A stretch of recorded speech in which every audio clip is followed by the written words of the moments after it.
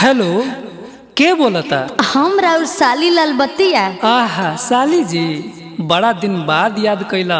अरे जीजा जी, अरे वो घरे ना आइम का? अरे दीदिया छठ करतिया। ए साली का कही, टिकटे नहीं खे मिलत हो। नहीं आइएगा ना तो हम नहीं बतियाएंगे आपसे।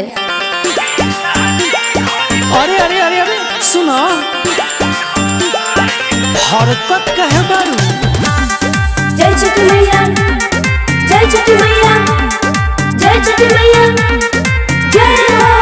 करते दीदी नहीं हरवे छठ जी, तो?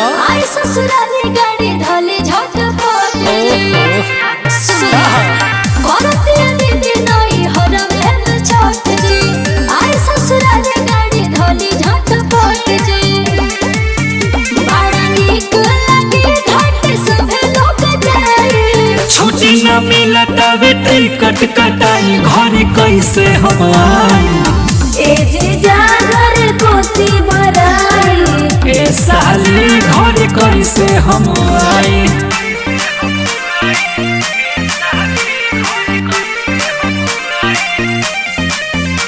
म्यूजिक बाय प्रत्युष वैभव।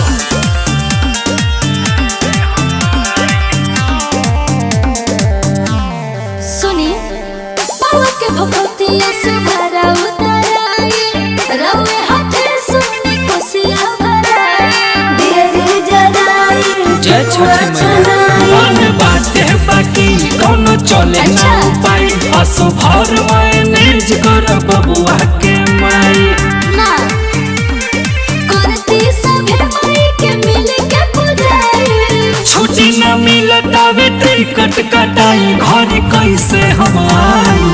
ए साली घर कैसे हम आई?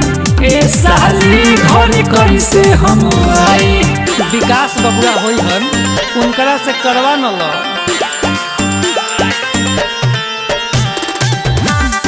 जय छठी मैया, जय छठी मैया, जय छठी मैया, जय हो।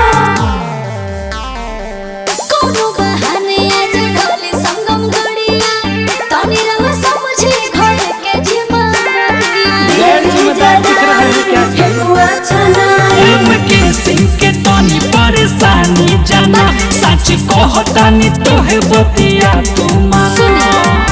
ए हो करी रिक्वेस्ट जी जाए से ना सताई। छुट्टी न मिलत वे टिकट कटाई, घर कैसे हम आई?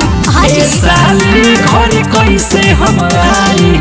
ए साली घर कैसे हम आई?